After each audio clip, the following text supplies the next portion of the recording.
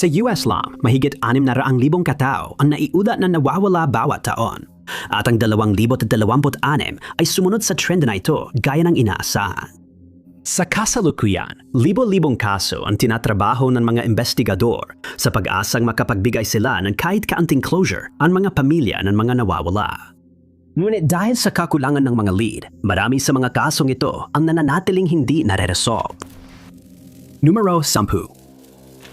Labis na pinaguguluhan ng mga investigador ang pagkawala ni Sebastian Beard na 25 taong gulang dahil bagamat nakita siya ng mga saksi at CCTV matapos sumakay ng bus, misteryo pa rin ang kanyang mga kilos pagkatapos noon.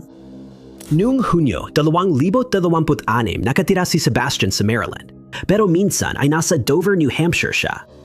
Hindi sinabi ng pulisya ang dahilan ng kanyang pagpunta roon. Pero noong Hunyo 21, nagsimula na siyang bumalik sa Maryland.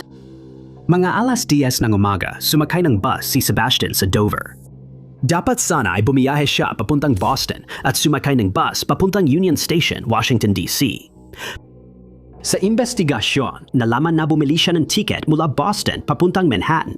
Ngunit walang may alam kung bakit. Ano man ang dahilan, hindi na siya nakabalik sa Maryland, kaya nag-alala ang pamilya niya nang wala silang balita mula sa kanya at hindi nila siya makuntad. Sinubukan nilang tawagan at mag-text sa kanya, pero wala silang natanggap na sagot. Alam nilang umaasi siya sa pampublikong transportasyon dahil wala siyang sariling sasakyan at hindi siya basta naliligaw sa ruta.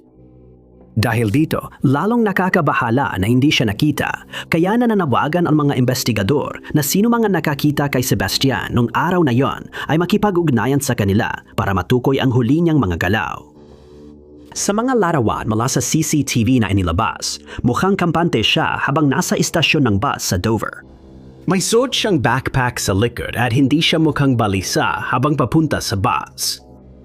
Sabi ng pamilya niya, di nila alam bakit siya bibili ng ticket papuntang Midtown Manhattan dahil plano niyang umuwi agad sa kanila.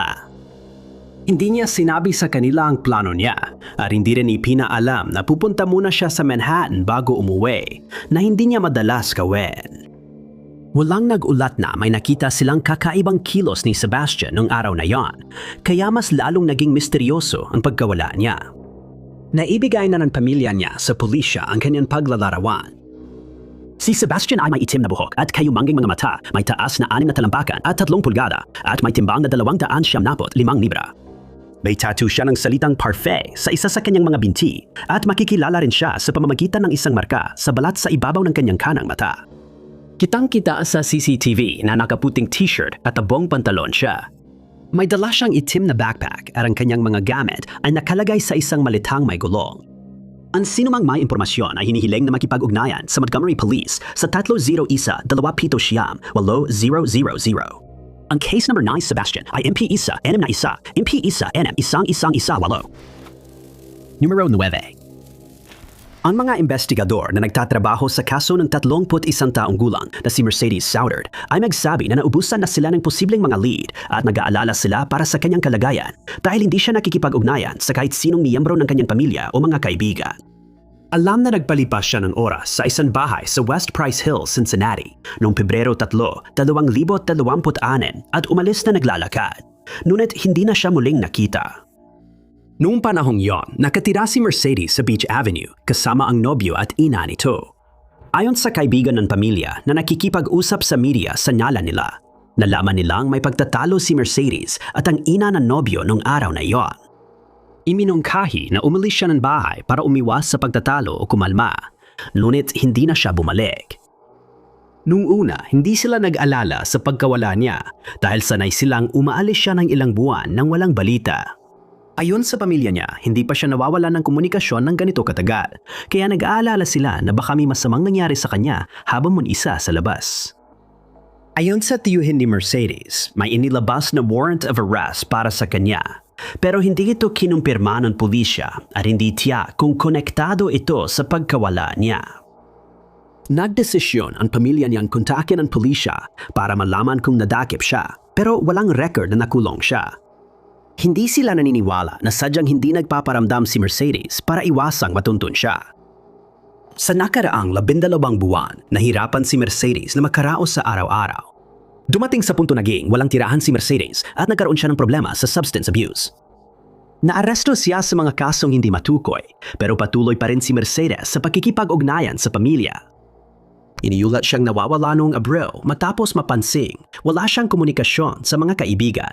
Nagsagawa ng sariling paghahanap ang pamilya pero nabigo sila. Walang naging bunga ang paghahanap ng pulisya at panawagan sa social media para sa impormasyon. May gantimpalang $2,000 para sa magbibigay ng impormasyon na magdadala sa pagkakatagpo kay Mercedes. Inilarawan siya bilang may kayumangging buhok at berdeng mga mata, may taas na 5 talampakan at may timbang na 120 libra. Anumang impormasyon ay maaring ipagbigay alam sa kagawaran ng pulisya ng Cincinnati sa numerong 513-529-443. Ang case number niya ay MP 16027. Numero 8. Laging masakit sa puso kapag may nawawalang mahal sa buhay, pero mas lalo itong nakakabahala para sa kanilang mga mahal sa buhay kapag may iniindang medical na condition na kailangan nilang uminom ng gamot araw-araw. Ganyan ang kaso kay Ivan Jacas, 75 taong gulang na nawawala sa Sydney, Australia. Ang panunahing alalahanin ng kanyang pamilya ay ang pagkakaroon niya ng demensya, kaya maaring hindi niya maalagaan ang sarili kapag wala sa bahay. Ayon sa mga saksi, sinabi nila sa pulisya na nakita si Ivan sa isang club sa Cow Cow Pasture Road, Leppington, bandang alas 5:30 p.m. noong Abril 21, 2026. Dapat pabalik siya sa pasilidad para sa matatanda nung hapon na yon, pero hindi siya dumating kaya nag-alala ang staff. Inireport siyang nawawala at sa investigasyon may lumabas na dagdag impormasyon. Sinabi ng mga saksi sa mga investigador na nakita nila si Ivan habang umaalis siya sa Leppington Railway Station bandang alas 7:30 ng gabi na yon. Di nagtagal, nakita siyang muli sa labas ng bahay sa Ramsey Road, Rossmore. Sabi ng mga saksi, nakita siya mga alas 10 ng gabi. Dahil hindi na alam na naireport na siya nawawala, hindi nila ito pinansin. Umasa silang agad mahanap si Ivan at maibalik sa pasilidad para sa kanyang pangangalaga. Hindi siya natagpuan ng pulis at lumipas sa mga linggo na walang balita sa kanya. Nagsanib puwersa ang Police, State Emergency Service at New South Wales Fire Service sa paghahanap kay Ivan at sinuyod nila ang ilang lugar sa Rossmore. Ngunit wala silang nahanap na dagdag na palatandaan o mga ulat na nakita siya. Noong Mayo 2, lumaba ang pag-aalala sa kanyang kalagayan matapos ipasa sa pulis ang isang nakakabahalang video pagkatapos iulat ng mga staff ng pasilidad na nawawala si Ivan. Ipinakita sa video ang isang matandang lalaki na pinaniniwala ang si Ivan na nahihirapan habang nasa gitnang bahagi ng kalsada sa Elizabeth Drive. Nasa 8 yarda mula sa Cecil Hills Ampito Motorway ang gitna ng kalsada. Nang matanggap ang video, agad pumunta ang mga investigador, ngunit wala na ang lalaki at hindi na siya nahanap. Walang ibang saksi ang nagulat na nakita siya at nananatiling hindi tiyak kung si Ivan na yon. Tandaan, napakaliksi siya kaya posibleng malayo nang lalakad mula nang mawala. Mahigit 3 buwan na mula nang huli siyang makita at nang akong magpapatuloy ang pamilya niya sa paghahanap hanggang may sagot. Sa video, makikita siyang umaakyat sa hagdanan. Suot ang puting Adidas na t-shirt, abong hanggang tuhod na shorts, puting medyas at abong sapatos. Si Ivan ay may maikling abong buhok, tinatayang 5 talampakan at 4 na pulgada ang taas, at may katamtamang pangangatawan. Pinaniniwalaang nasa Leppington area pa rin siya at naglalakad lamang, kaya pinakiusapan ang mga residente roon na maging mapagmatyag at agad tumawag sa Crime Stoppers sa 1-800-333-0000 kung makita siya. Bilang 7. Tuwing may nawawala habang nasa kagubatan o kalikasan, oras ang isa sa pinakamahalagang salik sa kanilang kaso. Maaring sila ay malagay sa panganib dahil sa kalikasan, lalo na kung wala silang gaanong karanasan sa ilang at posibleng tuluyang maligaw habang sinusubukan nilang makabalik sa kabihasnan. Mas nakakabahala ang maligaw sa kagubatan ng Australia dahil maraming mapanganib na hayop dito. Kaya't sinabi ng pulisya sa Victoria na napakahalaga na agad mahanap si Shane Wilson, 53 taong gulang. Noong Hulyo, 2026 plasterer si Shane Wilson ang nakatira sa Epping, Melbourne. Meron siyang 2 anak at inilarawan ng kanyang mga mahal sa buhay bilang maalaga. May malaking puso at mahusay ang sense of humor. Dapat tandaan na si Shane Wilson ay sanay magpalipas ng oras sa labas dahil madalas siyang mangisda sa parehong lugar. Ginagawa niya yon nang bigla siyang mawala. Kaya desperado ang kanyang mga mahal sa buhay na malaman kung ano nangyari sa kanya. Pumunta si Shane Wilson sa Ilog Goulburn noong Hulyo 18 para mangista. Nagpapalipas siya ng oras sa lugar kasama ang isang kaibigan na nagangalang Paul na siyang tumawag sa pulis para iulat na nawawala siya. Ayon kay Paul, pumalaot si Shane sa kayak at masaya silang magkasama hanggang marinig niyang sumigaw si Shane. Pagkasigaw niya, may malakas na tilamsik sa tubig. Nang silipin ni Paul, nakita niyang tumaob ang kayak. Hindi niya makita si Shane kaya tumakbo siya para humingi ng tulong.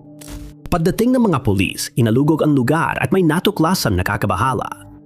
Nakita ang kayak at sagwan ni Shane sa tubig pero hindi siya makita saan man. Nagpatuloy pa ang paghahanap pero kinailangan ding bawasan dahil wala nang nahanap na palatandaan na ikinadismaya ng pamilya. Hiniling ng pamilya sa mga residente na suriin ang pampang ng ilog, dam, daluyan ng tubig, gubat at kalapit na ari-arian at agad iulat sa pulisya kung may mapansin silang kakaiba. Walang inilabas na paglalarawan kay Shane o sa suot niya noong araw na iyon. May mga litrato online na nagpapakitang kayumanggi ang buhok niya at matipuno ang katawan. Ang sinumang may impormasyon tungkol sa kanyang kaso ay hinihikayat na makipag-ugnayan sa Victoria Police sa pamamagitan ng pagtawag sa numerong pang-emergency na 000. Numero 6. Humihingi ng tulong ang pulisya ng New South Wales, Australia sa publiko para mahanap si Yvonne Ware na 73 taong gulang na hindi na nakita o narinig mula pa noong 11 ng Pebrero 2026. Sinundan ng mga investigador ang bawat lead na kanilang natanggap, ngunit sa kabila nito at sa pagkakatuklas ng CCTV footage na nagpapakita ng huling kilalang galaw niya, nananatiling hindi pa rin alam kung saan siya patungo at kung nasaan siya sa kasalukuyan. Pagkatapos ibalita ang pagkawala, may mga saksi na nagsabing nakita nila si Yvonne na nagmamaneho ng kanyang kotse pahilaga sa Queensland Road papunta sa kanyang bukirin. Huli siyang nakita noong 3:22 ng gerek at may nagsabi raw na papunta siya sa bayan ng Dungay pero hindi pa ito kumpirmado. Pero hindi lang ito ang beses na nakita si Yvonne. Bandang 3:15 din nung araw na yon, nakita siya at ang kanyang sasakyan sa isang Shell service station na matatagpuan sa Tweed Valley Way. At ang kanyang kotse ay inilarawan bilang isang kulay ginto na Ford Escape station wagon na may plakang EWS 28P. Wala pa ring balita sa sasakyan kaya lalong nag-aalala ang pamilya niya. Inireport nilang nawawala si Yvonne dahil hindi na siya makontak at sinabi sa pulis na hindi normal sa kanya ang biglang pananahimik kaya nag-aalala silang baka siya ay naaksidente o mas malala pa. Pinalabas na ang CCTV images kaugnay ng kaso kung saan makikita si Yvonne sa isang tindahan na naglalakad sa aisle, suot puting t-shirt, asul na maong, itim na sapatos at may handbag. Hiniling ng pamilya na maging mapagmatsyag ang publiko at agad i-report kung makita siya dahil kahit maliit na detalye ay makakatulong sa investigasyon. Ayon sa pulisya, hindi nila inaalis ang posibilidad ng foul play, ngunit sinabi rin nilang bukas ang kanilang isipan sa lahat ng posibleng anggulo. Ayon sa pamilya niya, may pumunta sa bukirin niya noong hapong iyon matapos siyang umuwi mula sa klase sa sining. At idinagdag nila na matapos din makarating sa kanyang bukirin, si Yvonne ay nanood ng ilang art tutorial. Pagsapit ng 4:46 ng gate, tumigil na siyang makipag-usap at hindi na sumagot sa mga mensahe sa cellphone. Hindi niya kailanman ipinahiwatig na balak niyang umalis ng bukirin noong gabing yon at naniniwala ang kanyang pamilya na may nangyaring masama noong araw na yon dahil karaniwan niyang iniiwasan ang magmaneho sa gabi sa abot ng kanyang makakaya. Nalaman na huling gumana ang kanyang cellphone malapit sa Roos River. Gumamit sila ng helicopter, drone at nagpadala ng mga maninisid sa ilog pero nabigo pa rin. Si Yvonne ay may mahabang kulay-abong buhok, higit 5 talampakan ang taas, katamtaman hanggang matibay ang katawan at may mahabang peklat sa kanang braso. Ang sinumang may karagdagang impormasyon tungkol sa kanyang kaso ay dapat makipag-ugnayan sa Crime Stoppers sa 1800-333-000. Numero 5. Maraming paghahanap na ang ginawa para marisolba ang pagkawala ni Michael Vrankovich. 58 taong gulang, pero mula Enero 2026 ay hindi pa rin siya natatagpuan at di pa rin alam ang nangyari sa kanya. Si Michael mula Tasmania, Australia ay inilarawan ng kapatid niyang babae bilang mabuti at may kamangha-manghang memorya. Labis siyang sabik makatanggap ng anumang balita tungkol sa kaso niya dahil mahigit 6 na buwan na siyang nawawala kahit nagsumikap ang mga investigador hanapin siya. Kapitbahay ni Michael ang unang nag-alala sa kanyang kalagayan. Dahil araw-araw silang nag-uusap, agad nagulat sa pulisya ang kapitbahay ni Michael noong Enero 2, nang hindi siya makita ng ilang araw at humiling na puntahan ang bahay niya para tiyakin ang kalagayan niya. Ginawa nila ito at masusing hinaluhog ang buong area pero wala silang nakitang bakas ni Michael. Hinahanap ang Lowhead Beachford at Mount George mula Pebrero 23 hanggang Marso 3 pero walang nahanap na resulta. Gumamit sila ng helicopter para hanapin ang baybayin at kagubatan sa gilid ng bundok pero walang nahanap na bakas. Ang mga tagahanap na nakabisikleta sa bundok at naglalakad ay naghanap ng kahit pinakamaliit na bakas na maaaring makatulong para matagpuan si Michael. Ngunit napilitan silang bumalik na walang dala. Sinabi ng mga saksi sa mga investigador, huling nakita si Michael noong ika-13 ng Enero sa Georgetown. Nakitang naglalakad siya sa Lowhead Road at nakuha rin ang CCTV na nagpapakita sa kanya sa loob ng Woolworths. Nang pumunta sa bahay niya ang kapatid ni Michael na si Nan Wu para hanapin siya, nakita niyang naroon pa rin ang kotse nito sa dati ritong pwesto at walang kakaibang napansin sa paligid. Sabi pa niya, dala ni Michael ang teleponyo niya nang mawala siya at umaasa silang matutuntun siya rito. Mukhang patay na ang telepono niya. Kilala si Michael na mahilig mag-hiking at pinaniniwala ang iyon ang ginagawa niya nang bigla siyang mawala. Sabi ni Nana, baka pinili ni Michael ang pinakaliblib na daan kasi mahiyain siya at ayaw niyang makasalubong ng di kakilala habang naglalakad. Ang grupong Find Our Lost Loved Ones, FALLO, ay sinuri ang lugar kung saan nawala si Michael sa loob ng 4 na buwan bago na siya masusing hinanap. Sa kabila ng pagsisikap nila, wala silang nahanap. Hiniling ng mga investigador na lumantad ang may impormasyon dahil wala na silang masundaan na mga lead. Si Michael ay inilalarawan na may maitim na buhok na may uban, kayumangging mga mata, 6 na talampakan at 4 na pulgada ang taas at may payat na pangangatawan. Kung may idea ka kung nasaan siya, makipag-ugnayan sa Georgetown Police Department sa 130 1444 at panggitin ang case number SCAD-1 0 8 2 1 0 1-2-0-2-6 100-1-1-1-1-2026. Numero 4. Isang opisyal na website ang ginawa ng pamilya ni Angelica Brophy, 44 na taong gulang sa pag-asang muling mapansin ang kanyang kaso na nagsimula noong ika-6 ng Hulyo nang bigla siyang mawala sa Palomar Mountains State Park sa California. Alam na nagpunta siya sa parke noong ika-6 ng Hulyo at ligtas siyang dumating dahil nakita siya ng park ranger bago bumili ng day use pass bandang 4:20 ng hapon. May CCTV footage na nakita siya sa Harrah's Resort, Southern California sa Rincon, mas maaga noong araw na yon kung saan siya umalis. Nawawala si Angelica na isang emergency room nurse sa Kaiser Permanente Hospital sa San Marcos. Siya ay may asawa at ina ng 2 anak at inilalarawan ng kanyang mga mahal sa buhay bilang isang maalaga at malapit sa kanyang pamilya. Sinabi ng kanyang kapatid na si Martin sa media na si Angelica ay inampon nung siya ay bata pa at mabilis siyang nakaangkop sa buhay kasama ang kanyang bagong pamilya. Dagdag pa niya, labis na apektuhan ang pamilya sa biglaang pagkawala ni Angelica na siyang pinakamahirap nilang pinagdaanan at patuloy silang umaasang malulutas agad ang kaso. Sabi ng mga malalapit sa kanya, wala siyang ipinakitang senyales ng pangkabalisa bago umalis papuntang bundok. Magkasamang nagdiwan ng ika-4 ng Hulyo ang pamilya at hindi napansin ang kakaibang kilos niya dahil mukhang nag-e-enjoy siya. Nayula na nawawala si Angelica alas 9 ng gabi, Hulyo 6 at agad sinimulan ang investigasyon kinabukasan. Sa paghahanap sa park, natagpuan ang kanyang sasakyan kung saan niya ito ipinarada pagdating niya, ngunit wala namang bakas ni Angelica. Nakipag-ugnayan ang mga investigador sa cellphone carrier niya para i-locate ang telepono pero naka-off o low bat na ito. Noong Hulyo siyam, sinimulan ang paghahanap sa parke kasama ang mga opisyal ng California State Parks, San Diego Sheriff's Department Search and Rescue Team at mga voluntaryo.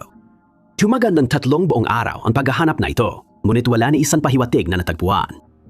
Nagpadala ng mga divers sa lawa ng parke dahil natatakot silang baka nandoon si Angelica. Hindi pa rin sila nagtagumpay. Kinabukasan, hinanap ng San Diego Harbor Police ang natitirang bahagi ng lawa.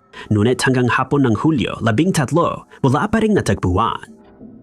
Ayon sa mga investigador, hindi nila pinaghihinalaang may krimen sa kaso ni Angelica. Pero iimbestigahan pa rin nila lahat ng posibleng anggulo at susundan ang bawat lead. Inilarawan siya na may maitim na kayumanging buhok at kayumanging mga mata, may taas na 5 talampakan at 5 pulgada, at may timbang na 130 na libra. Nang huli siyang makita, suot niya ay itim na leggings, abong pullover at puting sneakers. Maaring may azul-rosas na backpack na may disenyo ng pinya at kapansin-pansing nunal sa itaas ng kanyang labi. Ang sinumang nakakita kay Angelica o may impormasyon kung nasaan siya ay hinihiling na makipag-ugnayan kay Detective Ryan Malone sa 7-435-4537. Numero 3. Ang Grand Anse Beach sa Grenada ay pinangyarihan ng isang kaso ng nawawalang tao na matagal nang palaisipan sa mga investigador mula pa noong Hulyo ng 2026 matapos mawala si Elizabeth Waddle na 44 na taong gulang noong Hulyo ng 2026 nang pumunta siya roon para lumangoy. Si Elizabeth, na mas kilala ng kanyang mga kaibigan at pamilya bilang Liz, ay nagtatrabaho bilang physical therapist sa kananbayan na Cary sa North Carolina noong panahong niyan. Noong Hulyo 11, dumating sila ng kaibigan niya sa Grenada para magbakasyon. Sa loob ng 10 araw, nagstay ang magkaibigan sa kanlurang bahagi ng isla. Pero noong ika-21, nag-book sila ng Airbnb sa timog na bahagi nito, malapit sa dalampasigan kung saan siya nawala. Kinabukasan, nanatili sila sa property malapit sa tubig at madalas silang lumangoy. May CCTV footage na nagpapakita ng mga pangyayari bago siya mawala. Noong alas 11:44 into nakita siya sa Airbnb. Pero makalipas ang 3 minuto, nakita siyang pumunta sa jetty at lumangoy sa dagat. Ito ang huling beses na nakita siya at hindi na siya nakitang umahon mula sa tubig sa natitirang footage ng araw na iyon. Nang malaman na nawawala siya, agad tinawagan ng mga kaibigan ng autoridad bandang alas 5:50 at sinimulan ang paghahanap. May ilang saksi na nagsabing nakita siyang lumalangoy sa bukas na dagat noong hapon, pero hindi nila nakita na lumabas siya. Habang lumalangoy siya, ang kaibigan niya ay nasa Airbnb na tinatapos ang online na kurso at ang tanging nakita kay Liz ay ang tuwalyang naiwan sa pantalan. Agad na hinalugog ang lugar pero walang nahanap. Nagtataka ang pamilya at mga investigador dahil mahusay lumangoy si Liz at 5 talampakan lang ang lalim ng tubig kung saan siya dumalangoy. Huling nakita siya 20 talampakan mula sa pampang, kaya mahirap isipin na hindi siya nakabalik. Noong Hulyo 24, pumunta sa Grenada ang asawa ni Liz para tumulong sa paghahanap at umaasang agad siya mahahanap, ngunit hindi ito nangyari. Nag-post siya ng panibagong update noong ika-29 na nagsasabing sa kabila ng kanilang masusing paghahanap, nananatiling nawawala si Liz. Walang hinala ang pulisya na may foul play sa kaso at nangakong susundan ang bagong lead. Pero sa ika-31 ng Hulyo, napilitan ang asawa ni Liz na umalis ng Grenada nang hindi pa natatagpuan si Liz. May maikling blonde na buhok siya, 5 talampakan ang taas at katamtaman ang pangangatawan. Hiniling sa mga residente ng isla na iulat ang anumang makita, ngunit wala pa ring natatanggap na impormasyon hanggang ngayon. Kung ikaw o may kakilala ka may idea kung ano ang maaring nangyari kay Liz, inihiling na makipag-ugnayan sa St. George Police Station sa numerong 444-454. Pangalawa, masuwerte ang grupo ng turista na natagpuang buhay matapos lumubog ang kanilang speedboat sa Indonesia. Ngunit isang lalaki na kilala lamang sa unang pangalan na Afurdian Saya ay hindi kailanman natagpuan at siya ay nananatiling nawawala. Noong ika-24 ng Hulyo, 2026, sumakay ang 11 turista sa speedboat na pinamumunuan ni Afurdian Saya sa Tumini Bay na matatagpuan sa pagitan ng isla ng Sulawesi at mga isla ng Tugian. Sa simula, masaya ang grupo sa tubig, pero biglang may di inaasahang nangyari. Lumakas ang alon sa dagat at pagsapit ng alas 9 ng gabi, malalakas na alon ang tumama sa bangka. Mabilis na basag ang bangka, kaya napilitan ng grupo na tumalon sa dagat. Sa kabutihang palad, nakapagpalutang sila ng life raft bago lumubog ang speedboat at inanod sa tubig, umaasang maniligtas agad. Napagtanto nilang mula sa life raft ang 29 na anyos na kapitan ng bangka at hindi na siya makita sa tubig. 11 turista ang naghintay sa life raft ng ilang oras at ligtas na dinala pabalik sa lupa kinabukasan ng umaga. Ikinuwento nilang nagbago ang panahon at nahiwalay sina Ferdy at Saya sa kanila matapos iwan ang bangka. Lalong lumala ang sitwasyon nang biglang bumalot ang makapal na hamog, dahilan para bumaba ng husto ang visibility at hindi na nila makita sina Freddy at Saya. Hindi rin siya tumugon sa kanilang mga tawag habang hinahanap nila siya. Dapat tumating ang bangka sa pantalan ng Marissa nung hapon, pero wala pa rin ito pagdating ng alas 3:40 ng hapon. Nag-iulat ang lokal na tour guide sa pulisya, kaya nagsimula ang investigasyon. Buong magdamag silang naghanap at lamang nag-alala ang lahat na hindi matagpuan ang bangka at mga pasahero. Kinabukasan, natagpuan ang life raft at nailigtas lahat ng turista pati ang 2 natitirang crew. Dinala sila sa resort sa Toho Una kung saan sila nakapagpahinga mula sa pinagdaanan nila. Samantala, tuloy pa rin ang paghahanap kina Ferdy at Saya, ngunit nananatili siyang nawawala. Ayon sa autoridad, mantutuloy ang paghahanap sa karagatan sa susunod na 7 araw. Lumabas din na sina Ferdy at Saya ay malamang nanatili sa bangka habang ito'y lumulubog. Hindi malinaw kung sinubukan yan sumakay sa life raft o nasugatan dahil sa manalaking alon. 12 search and rescue teams ang nagtungo sa lugar, pero hindi pa rin natatagpuan sina Freddy at Saya kahit mahigit 300 square nautical miles na ang nahalugog sa Tumini Bay. Numero 1. Ang kaso ng pagkawala ng 18 taong gulang na si Mary Evet ay isang komplikadong usapin dahil kilala siyang kasama ng isang tumatakas sa batas bago ito sumuko sa pulisya, ngunit hindi pa rin natatagpuan si Mary hanggang ngayon. Nagsimimula ang kaso bandang alas 8:04 ng gabi noong ika-15 ng Hunyo, 2026 nang tinawag ang pulisya sa Belhaven, North Carolina sa siyam na raang block ng Elm Street. Isang miyembro ng publiko ang nag-ulat na may narinig siyang putok ng baril at agad na tumawag sa pulisya. Pagdating sa bahay, natagpuan nila si Lamonte Crandall, 55 taong gulang na nakatira sa Elm Street na patay na. Napag-alaman na ang narinig ng saksi ay posibleng pamamaril sa kanya. Sa investigasyon, natuklasan na si DeShantis Tyrell Chase, 32 taong gulang na mula sa Old County Road, ang malamang na salarin. Walang alam ang investigador kung saan siya tumakas. Dahil dito, humingi sila ng tulong sa publiko na agad iulat kung makita siya para madakip, ngunit nagbabala rin sila na posibleng armado at mapanganib siya. Lumabas na hindi nag-iisa si Chase nang umalis dahil nakita siyang kasama si Mary pagkatapos ng insidente at hindi rin siya matagpuan. Madalas magkasama sina Mary at Chase pero hindi pa rin tiyak kung may kinalaman siya sa pag-atake kay Lamont. Idineklarang nawawala si Mary noong Hulyo 9 at ayon sa pamilya, huli siyang nakausap noong Hulyo 18, halos 1 buwan bago mawala. Sinabi nila kasama niya si Chase pero hindi sila natagpuan sa mga sumunod na pag-ahanap. Isang warrant sa pag-aresto ang inilabas para kay Chase. Ngunit noong ika-24 ng Hulyo, tumating siya sa opisina ng sheriff ng Pitt County upang isuko ang sarili sa mga autoridad. Kinasuhan siya ng isang bilang ng sinadyang pagpatay, ngunit hindi siya nagbigay ng anumang impormasyon tungkol sa kinaroroonan ni Mary. Hindi sinabi ng pulisya kung natalong na si Chase tungkol sa kinaroroonan ni Mary, pero iginiit nilang hindi siya kasabwat sa pag-atake kay Lamont at ang kaso niya ay tinuturing pa rin na investigasyon sa pagkawala ng isang tao. Nakakulong si Chase nang walang piyansa sa Beaufort County Detention Center at dumalo sa unang pagdinig sa District Court noong Hulyo 27. Samantala, may ginagawa ng pagsisika para mahanap si Mary at hindi pa alam kung may foul play sa pagkawala niya.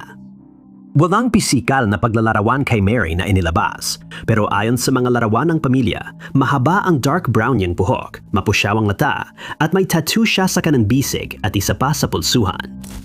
Hiniling ng pulisya na agad silang kontakin ng sinumang may impormasyon tungkol kay Mary para maibalik siya ng ligtas sa pamilya niya.